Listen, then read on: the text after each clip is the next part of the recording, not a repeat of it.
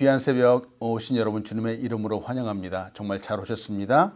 오늘 이 아침도 하나님의 놀라운 말씀이 우리의 삶을 만져주시길 간절히 소원합니다. 말라기의 말씀을 묵상을 하고 있습니다.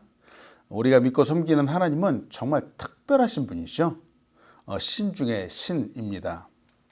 놀라운 것은 이 특별하신 하나님께서 정말 크시고 광대하신 하나님께서 우리 한 사람 한 사람을 아주 특별하게 각별하게 생각하신다라고 하는 겁니다. 때문에 우리 한 사람 한 사람을 위해서 놀라운 계획을 갖고 계십니다. 우리 하나님은 온 우주를 창조하시고 섭리하시는 정말 크신 분이시죠. 광대하시다라고 성경은 말합니다. 하나님이 얼마나 크실까? 우리 인간의 생각으로는 감히 생각조차 할 수 없을 정도로 엄청나게 크신 분입니다. 그런 분인데 정말로 작디 작은 우리 한 사람 한 사람에게까지 관심을 갖고 계시다라고 하는 겁니다. 생각해 주시고 놀라운 계획을 갖고 계신 분이 바로 우리 하나님이십니다. 이런 관심을 주시기 때문에 우리의 삶은 좀 특별하다라고 말할 수 있습니다. 그래서 우리의 삶에 목적이 있다라고 말할 수 있는 거죠. 과거에 이스라엘이 그랬습니다.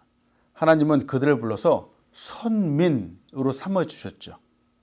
선택한 사람, 선택한 백성이라고 하는 뜻입니다. 근데 그들이 어디가 뭔가 특별히 이쁜 구석이 있어서 막 너무 사랑스러운 사람이라서 그렇게 불러주시고 선택한 것은 아니었습니다. 목적을 위해서 해야 되는 삶을 위해서 특별히 맡겨진 일을 위해서 하나님이 그렇게 선택을 하셨죠. 때문에 부름받은 그들은 정말 경건하고 정의로워야만 했습니다. 또한 온전해야 됐고 그 온전함으로 제사하고 예배했어야만 됐습니다. 경건하고 거룩하고 온전하게 예배해야 하는 사람이 되어야 됐고 그런 민족이 되어야만 됐고 그런 나라가 되었어야만 됐습니다. 이것이 그들이 추구해야 되는 삶이었습니다. 그것이 목적이었죠. 그런데 선택받은 그들은, 부름받은 그들은 그런 목적에 따라서 살지 않았습니다. 그렇게 살지 못했죠. 온전함이 아닌 형식주의에 빠져버리고 말았고 거짓으로 마치 눈속임을 하는 것처럼 하나님을 섬기고 말았습니다. 그들은 하나님의 뜻과 계획을 전혀 신경 쓰지 않았습니다. 그럼에도 불구하고 하나님은 그들을 향해서 세우신 이 놀라운 뜻과 계획을 끝까지 이루어 가시는 신실하신 하나님이시죠. 이 이스라엘의 모습을 보고 또 하나님의 계획을 보면서 우리의 삶을 한번 돌아보게 됩니다. 하나님께서 우리를 향한 하나님의 그 계획은 과연 어떨까요? 우리에게도 우리 한 사람 한 사람에게도 놀라운 계획과 뜻을 갖고 계십니다. 한 가지 분명한 것은 이 하나님의 은사, 하나님의 부르심에는 결코 후회하심이 없다고 하는 겁니다. 나는 부족할 수 있습니다. 나는 여러 가지 재능도 없는 것 같고 믿음도 약한 것 같고 그런데 하나님이 우리를 불러주셨죠. 예배자로 혹은 교회를 구성하는 공동체의 일원으로 하나님을 섬기는 사람을 불러주셨는데 하나님이 내가 그때 잘못 선택했어. 하나님이 결코 이렇게 말씀하시지 않는다라고 하는 겁니다. 하나님의 부르심에 대한 결과 그 끝은 언제나 선하다라는 사실을 여러분 믿으시기 바랍니다. 언제나 승리한다라고 하는 그 사실을 믿으시기 바랍니다. 물론 이렇게 선하고 승리해가는 이 과정은 쉽지 않습니다. 즉 믿음으로 살아간다는 것 자체가 사실은 어렵습니다. 그러나 반드시 확신을 가져야 하는 것은 이 하나님의 부르심과 하나님의 선택에는 결코 후회하심이 없다라고 하는 겁니다.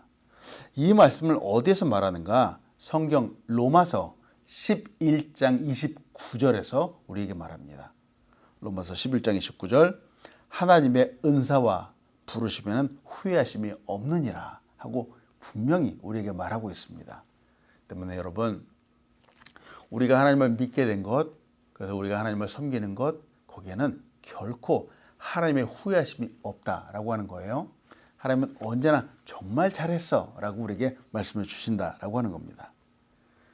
때문에 우리 믿는 사람들은 이 삶의 끝, 인생의 결론은 언제나 승리이고 성공이고 칭찬이라고 하는 이 사실을 믿으시기 바랍니다. 끝까지 믿음으로 사십시오. 끝까지 성령 충만으로 살아가십시오. 우리의 삶에는 그렇다고 해서 이제 모든 것들을 다 확실히 알 수 있는 것은 아니죠. 하나님의 그 계획들을 우리는 때때로 알 수 없기도 합니다. 우리의 삶도 그렇지만 세상의 기업에서도 그 계획과 뜻을 알 수 없기는 마찬가지이기도 합니다. 재미있는 이야기를 하나 좀 드립니다. 2000년도 초반에 영화를 우편으로 대여해 주는 시스템으로 시작한 회사가 있습니다. 들어보셨죠? 그 신생 회사의 이름은 넷플릭스라고 하는 회사입니다. 이 넷플릭스는 1997년도에 시작한 회사입니다. 당시에 시작해서 2000년, 약 3년이라고 하는 시간이 지나면서 그 가입자가 약 30만 명가량이 되었습니다. 막 시작해서 이제 커가고 있었지만 경영진에서는 이 넷플릭스 회사를 매각해야 되겠다라고 하는 결론을 내렸습니다. 당시에는 2000년대 초반, 당시에는 영화를 대여하는 시장의 강자는 이름 들어보셨는지 블록버스터라고 하는 회사가 있었습니다. 이 블록버스터는 정말 수백만 명의 회원을 갖고 있는 아주 막강한 회사였습니다. 넷플릭스가 이 블록버스터에게 회사를 팔려고 했는데 블록버스터는 거들떠보지도 않았습니다. 거들떠보지도 않았죠. 관심을 갖지 않았습니다. 그리고 나서 약 20여 년이 흘렀습니다. 지금 과연 그 결과는 어떻게 되었는지요? 블록버스터는 2021년 현재 단 한 개의 매점만을 보유하고 있습니다. 모든 매점들을 다 팔았어요. 그 한 개의 매점도 저 오레곤주의 구석에 있는 아주 지방에 있는 그 한 매점만을 갖고 있죠. 이 블록버스터는 인터넷 스트리밍이라고 하는 이 인프라를 구축하지 못했습니다. 결국은 비아콤이라고 하는 미디어 기업에 인수되고 말았습니다. 이에 반해서 정말 작은 기업으로 시작했던 넷플릭스는 현재 가입자가 1억 8천만 명이 넘습니다. 엄청나게 큰 기업으로 성장을 했죠. 그 회사의 가치도 2천억 불이 넘습니다.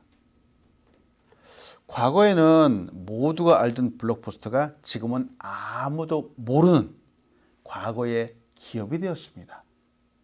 역사의 흔적이 되었죠. 과거에는 아무도 모르는 것 같았던 넷플릭스가 지금은 가입하지 않을 사람이 없을 정도의 엄청난 큰 기업이 되었습니다. 그들의 입장이 과연 이렇게 될 거라고 상상이나 했을까요? 이 계획, 이 생각은 아무도 몰랐습니다. 아무도 예측하지 못했죠. 오늘부터 함께 살펴보는 이 말라기의 배경은 이 바벨론 포로에서 돌아온 유다 백성의 이야기입니다. 앞에서 보았던 에스라서와 상당히 좀 비슷하기도 합니다. 그러나 말라기의 배경은 이들이 돌아와서 100년이라고 하는 시간이 지난 후에 발생하는 그 사건들을 집중해서 보여주고 있습니다. 수룹바벨이라고 하는 지도자가 있었죠. 수룹바벨은 포로에서 돌아온 백성, 거의 난민과 같았던 이들을 추스려서 성전을 건축했던 지도자입니다. 비록 그 성전의 외모는 아주 초라했지만 이 성전은 모두를 하나로 만들고 믿음을 새롭게 하자는 하나의 결정체와 같았습니다. 그들은 이제 새로운 시대가 열릴 것이다. 그리고 이렇게 기대를 했죠. 이스라엘 민족이 이제 새롭게 재도약하고 영적으로 성장할 것이라고 모두가 다 기대를 했습니다. 근데 앞불사 그런 새 시대는 열리지 않았습니다. 성전, 성벽을 다시 재건했지만 이상하게 유대인들의 신앙은 뒷걸음질 치고 있었습니다. 그들은 영적으로 메말라가고 있었고요. 사람들의 마음속에 갈망도 사라지고 또 영적인 지도자들은 여지없이 부패하고 세상의 유혹에 빠져버리고 말았습니다. 말라기의 메시지는 바로 이런 시대, 이런 죄악에 물들고 유혹에 빠져 있는 세대, 불신앙의 사람들, 이스라엘 사람들에게 경고를 주는 말씀으로부터 시작을 합니다. 이들의 모습을 보면서 이제 우리의 삶을 한번 돌아보는 겁니다. 처음에 이들이 포로로 있었을 때, 바벨론 땅에 포로로 있었을 때는 하나님에 대한 예배를 열망하고 갈망했습니다. 정말 간절히 예배하기 원했었죠. 하나님을 예배하고 성전을 건축하고 나를 재건하자라고 하는 마음들이 모두가 다 불일 듯이 일어났었습니다. 그런데 와서 정작 땅을 회복하고 성전을 짓고 성벽도 건축하고 나서 하나둘씩 그 삶이 편해지고 나서 보니까 과거의 열정, 갈망은 어느새 사라져버리고 말았습니다. 이게 인간의 마음이라고 하는 거죠. 왜 이런 현상이 생기는 것일까? 이상하게 모든 것들이 하나씩 하나씩 완벽하게 잘 갖추어지고 부족함이 없는 세상, 상태, 우리는 이런 것들을 추구합니다. 그런데 모든 것들이 부족함이 없는 완벽한 상태에서 우리 인간은 이상하게 하나님을 잘 찾지 않는다라고 하는 거예요. 우리가 이 사실을 분명히 명심해야 되겠습니다. 아무것도 부족함이 없는 사람이 새벽마다 눈물을 흘리며 하나님 앞에 무릎 꿇고 기도할까요? 걱정과 근심이 없는 사람이 정말 하나님 앞에 나아가서 눈물을 흘리며 기도할까요? 그렇지 않습니다. 우리도 때로는 물질, 돈이 없고 혹은 건강이 좋지 않거나 혹은 가족의 속을 썩인다거나 혹은 내가 풀 수 없는 엄청난 큰 문제가 앞에 있을 때 우리는 정말 전능하신 하나님 앞으로 나아가 눈물을 흘리며 기도를 하게 됩니다. 이것이 우리 인간의 속성이라고 하는 거죠.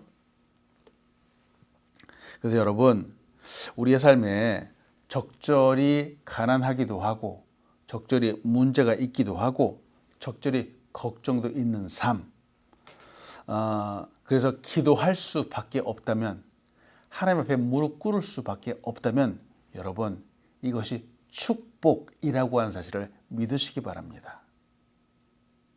미안합니다. 문제가 없는 삶을 말해야 되는데 사실은 문제가 있는 삶을 축복된 삶이라고 말씀드려서 정말 미안합니다. 그런데 문제가 적절히 있어서 하나님 앞으로 나아갈 수 있다면은, 그래서 우리가 영적으로 깨어 있을 수 있고 하나님 앞에 무릎 꿇을 수 있다면은 이것만큼 소중한 것이 없다라고 하는 겁니다. 너무 풍성하고 아무것도 걱정 근심이 없어서 하나님을 찾지 않는다라는 것이 오히려 저주라고 하는 것이죠. 성경은 바로 그 부분을 우리에게 이야기를 하고 있습니다. 문제는 정말로 잘 살게 되었는데, 정말 하나님의 모든 것들을 은혜로 베풀어 주셨는데, 은혜를 베풀고 나서 모든 것들이 다 갖춰지고 나니까 하나님을 떠나게 되더라고 하는 겁니다. 사람들이. 물론 저는 그분들의 삶을 함부로 평가할 수는 없습니다. 왜 그랬는지 알 수도 없습니다. 그런데 그분들의 모습이 마치 지금 말라기에서 보여주는 이스라엘 민족의 모습과도 너무나도 많이 닮아 있다라고 하는 겁니다. 여기서 우리가 주목해 보아야 하는 것은 하나님께서 이들을 향해서 지금 어떻게 말씀하시는가 하는 겁니다. 사랑하는 사람, 사랑하는 자녀가 잘못된 길을 간다면은 이걸 그대로 놓아둘 수는 없겠죠. 오늘 본문을 통해서 여러분과 나누고 싶은 첫 번째는, 하나님은 경고하시는 분인데 어떻게 경고하시는가? 사랑으로 경고하시는 분입니다. 사랑으로 경고하시는 분.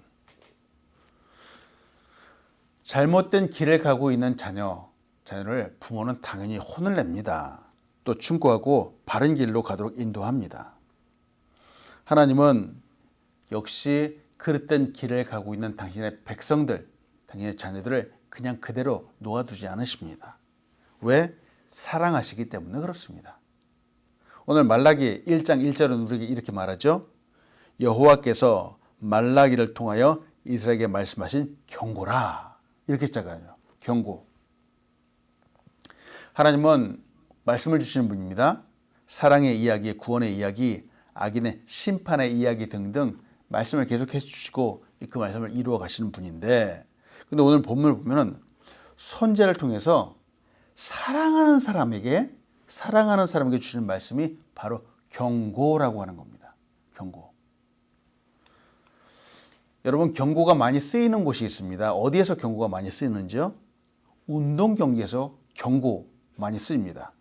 축구, 농구, 태권도, 유도, 시합 등등 이런 경기에서 경고 많이 쓰이는데, 운동 경기를 하다 보면은 때때로 이제 반칙을 하게 되는 경우도 있잖아요. 근데 반칙 말고 정식적인 태클을 하라고 하는 겁니다.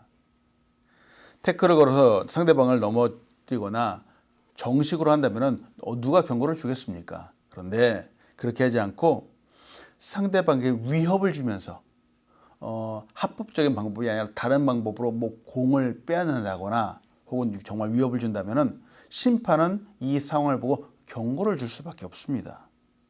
잘못을 하면서 피해를 주거나 정치적인 방법이 아닌 반칙을 하면은 경고가 주어지고, 결국 이 경고가 무엇인가? 한 번 더 하면은 너는 지는 거야, 너는 퇴장이야, 아마 이런 식의 경고를 주는 거죠.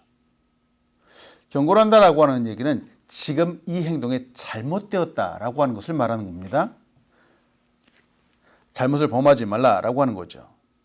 하나님께서 지금 이스라엘 백성에게 경고를 주고 계십니다. 지금 하고 있는 행동들, 영적인 이 모습들, 예배하고 신앙생활하는 이 모습이 잘못되었다라고 지적하고 계신 겁니다.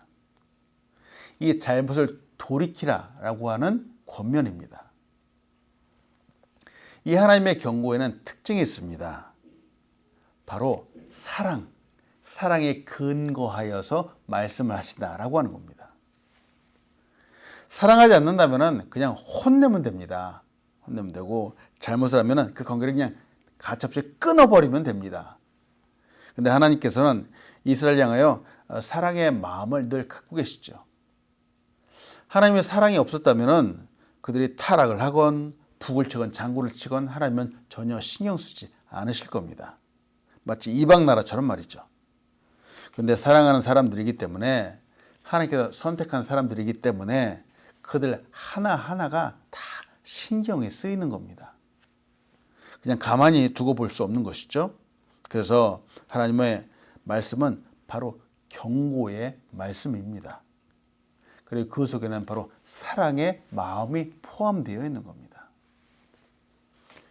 여러분은 어떠신지요? 우리도 그렇습니다. 우리도 사랑하는 사람에게, 우리 사랑하는 가족에게 늘 관심을 갖고 있죠. 그래서 사랑하는 사람이 어떻게 말을 하는가, 어떻게 행동을 하는가 주의 있게 봅니다. 관심을 갖고 있기 때문에 그들의 잘못된 행동을 그냥 넘어가지 않습니다. 말 한마디라도 잘 해주고, 잘했다, 잘못했다 이야기를 해줍니다. 그런데 우리는 물론 여전히 부족하죠. 우리는 잘못했다라고 말을 해주는데 이 표현법 등으로도 서툴러서 말하는 사람도 상처를 주고, 또 이 말을 받는 사람도 상처를 받을 때가 많습니다. 사실은 정말로 사랑하기 때문에 경고를 주는 건데 바로 이것이 상처로 작용할 때가 많다는 거죠. 때문에 여러분, 누군가를 사랑한다라고 하는 것은 예술입니다. 예술. 우리는 사랑할 때 그 사람의 상황, 감정, 느낌을 다 고려하게 되죠. 무엇을 좋아하고 싫어하고 잘 어울리는 것이 무엇이고 등등 정말 머릿속에 그 사람에 대한 생각으로 가득합니다. 이와 함께 나의 마음의 깊은 곳에 있는 진심을 담아서 잘 표현을 하고자 노력을 합니다. 이것이 사랑이죠. 사랑이죠. 이 사랑을 표현하는데 이렇게 정말 온 사랑과 정성을 다해서 이야기를 할 때, 경고할 때 이것이 사랑의 속삭임이 되기도 하고 또 듣는 이가 마음을 열고 잘 받아들이기도 합니다. 그러나 이것이 쉽지 않습니다. 많은 분들이 하는 실수가 사랑해서 말하는 것이라고 하지만 결국은 독을 쏟아내는 경우들이 너무나도 많다라고 하는 거예요. 받는 사람은 사랑을 받는 것이 아니라 상처를 받게 되죠. 사랑의 경고가 아니라 비난이 될 때가 있습니다. 그래서 제가 좋아하는 말이 있습니다. 여러분 혹시 적을 수 있으면 적어두면 좋을 것 같아요. 한국에 있는 장경철 교수님이 하신 말씀이에요.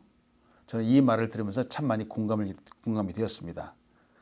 칭찬은 틀려도 맞고 비난은 맞아도 틀리다 라고 하는 겁니다. 칭찬은 틀려도 맞고 비난은 맞아도 틀리다. 정말 그런 것 같습니다. 때문에 여러분 정말 할 수만 있으면 칭찬을 많이 해주십시오. 비난 물론 맞는 말을 하는 거긴 하지만 이 비난은 결코 좋은 결과로 나타나는 경우들이 없습니다. 결국은 상처로 나타나게 되죠. 우리 인간이 하는 이 표현은 지극히 제한적이다라고 하는 사실을 우리는 꼭 기억해야 되겠습니다. 우리가 꼭 기억하고 알고 믿어야 하는 것은 하나님은 사랑의 하나님이시다라고 하는 겁니다. 하나님께서 경고하실 때가 있습니다. 하나님이 노하실 때도 있습니다. 그러나 하나님의 그 속에 담겨있는 하나님의 사랑은 결코 변하지 않는다라고 하는 거죠. 그 아들 독생자 예수 그리스도를 십자가에 죽이기까지 사랑한 사랑이었습니다. 때문에 여러분 이 하나님의 사랑을 결코 의심하지 마십시오. 하늘이 두 쪽 나도 하나님의 사랑은 결코 변함이 없습니다. 그런데 오늘 본문에서 보면 이스라엘 사람들은 이 하나님의 사랑을 의심했습니다. 믿지 않았습니다. 정말 하나님이 나를 사랑하시는가 하고 말을 하고 불신앙을 가졌습니다. 오늘 말라기 1장 2절로 3절은 이렇게 말하죠. 여호와께서 이르시되 내가 너희를 사랑하였노라 하나 너희는 이르기를 주께서 어떻게 우리를 사랑하셨나이까 하는도다. 나 여호와가 말하노라 에서는 야곱의 형이 아니냐 그러나 내가 야곱을 사랑하였고 에서는 미워하였으며 그의 산들을 황폐하게 하였고 그의 산업을 광야의 이리들에게 넘겼느니라. 여기서 하나님께서 두 사람 중에 한 사람을 사랑하셨다라고 오늘 본문은 말하죠. 그럼 그 반대편에 또 다른 한 사람은 미워하셨다라고 하는 겁니다. 하나님께서 사랑하신 사람은 바로 야곱입니다. 미워하신 사람은 바로 에서이죠. 둘은 쌍둥이입니다. 이란성 쌍둥이입니다. 야곱은 그 중에서 이제 둘째입니다. 그리고 형인 에서와 비교를 하면은 야곱은 정말 모든 면에서 부족한 사람입니다. 아버지 이삭도 그 형 에서를 아주 편애하듯이 너무 많이 사랑을 했고요. 그 둘째 아들 야곱은 별로 그렇게 사랑하지 않았습니다. 에서는 남자답고 힘도 세고 아주 용맹한 사람이었죠. 그래서 그랬을까? 인간적인 기준으로 볼 때 에서는 정말로 멋져 보이는 사람이었습니다. 이에 반해서 야곱은 남자답지도 못하고 힘도 세지 못하고 용맹하지도 못했던 사람이죠. 둘째라는 것도 서러운데 결국 인정받지 못하는 삶을 살았던 사람입니다. 사람들이 볼 때 100이면 100 다 에서를 선택했다라고 하는 거죠. 왜 멋져 보이고 멋있는 사람을 선택하게 되니까요. 그는 외모로 보기에는 아주 타고난 리더였습니다. 그런데 하나님은 모든 면에서 탁월하고 뛰어난 장자 에서를 택하지 않으셨다라고 하는 겁니다. 오히려 그를 미워하셨다라고 말합니다. 이에 반해서 부족하기 짝이 없고 늘 약하고 늘 2등이었던 야곱을 택하셨다라고 하는 거죠. 그를 사랑하셨다라고 하는 겁니다. 야곱은 사랑받을 만한 조건을 갖고 있는 사람이 아니었습니다. 그런데 하나님께서 그를 선택하셨습니다. 불러주셨습니다. 이는 무조건적인 사랑이라고 할 수 있죠. 그런데 여러분, 이 사랑이 바로 우리에게 임했습니다. 우리에게. 조건 없는 사랑, 조건 없이 나의 죄를 위하여 예수 그리스도를 십자가에 못 박으시는 바로 그 사랑이 우리에게 임했다라고 하는 거죠. 우리는 사실 그렇게 똑똑하지 않습니다. 우리는 너무 그렇게 잘생기지도 않았고요. 또 그렇게 이쁘지도 않습니다. 하늘나라의 기준으로 보면은 부족해도 한참 많이 부족한 사람들입니다. 우리 모두가 그렇죠. 그런데 하나님께서 우리를 사랑하셨습니다. 하나님의 주관적인 그 사랑이었죠. 그럼 여러분, 이 사랑이 우리에게 있다라고 하는 이 사실을 믿으시기 바랍니다. 이 사랑을 우리의 마음속에 품는 겁니다. 오늘 말씀하시는 것처럼 말이죠. 세상은 우리를 미워할 수 있습니다. 그러나 하나님은 우리를 선택하시고 우리를 사랑하신다라고 하는 이 사실 하나를 오늘 꼭 붙잡으시기 바랍니다. 이 사랑으로 승리하는 우리 한 사람 한 사람 되길 간절히 소원합니다.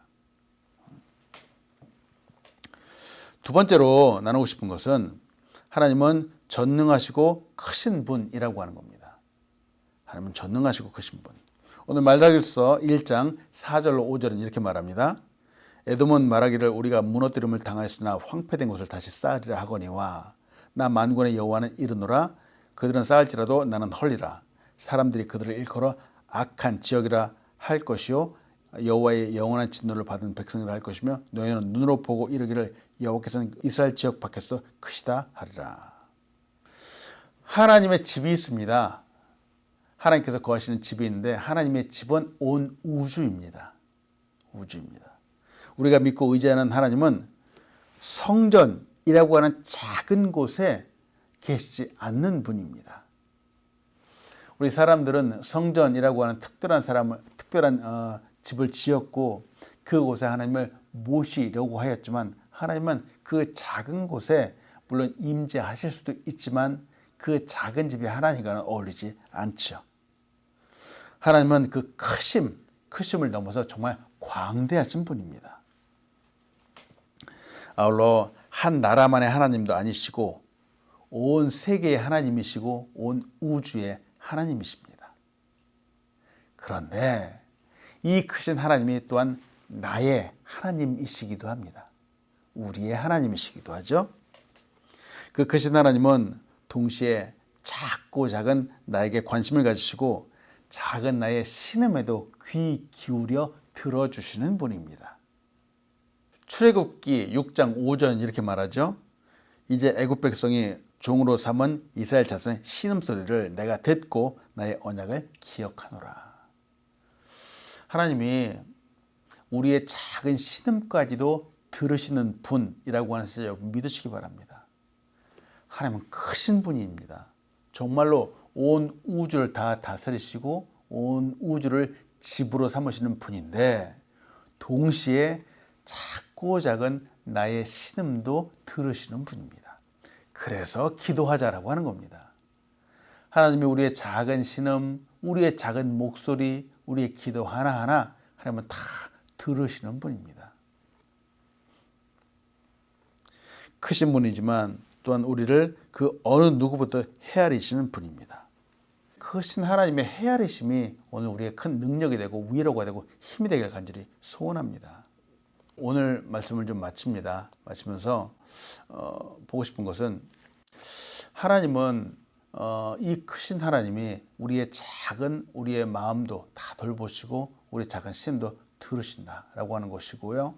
또한 하나님은 우리를 선택하시고 우리를 부르신 데 그 목적이 있다라고 하는 겁니다. 저는 우리 한 사람 한 사람이 정말 잘 살기를 원합니다. 저는 우리가 하나님을 정말 잘 믿는 부자가 되기를 간절히 소원합니다. 여러분 그렇게 되십시오. 우리의 삶의 모든 순간순간마다 역사하시는 하나님을 의지하면서 오늘도 승리하는 우리 귀한 사람들에게 간절히 소원합니다. 아멘. 하나님 감사합니다. 오늘도 귀한 사람들과 함께 새벽에 하나님의 말씀 앞에 서게 감사함을 드립니다. 광대하신 하나님, 크고 높으신 하나님을 찬양하며 나아갑니다. 그 하나님 앞에 아버지 기도하며 나아갑니다. 예배하며 나아갑니다. 아버지요, 오늘도 우리 귀한 사람들이 기도할 때마다 하늘의 문을 활짝 열어 주시옵소서. 하나님, 하나님의 말씀 속에는 정말 놀라운 사랑이 담겨 있다라고 하는 사실을 우리는 믿습니다.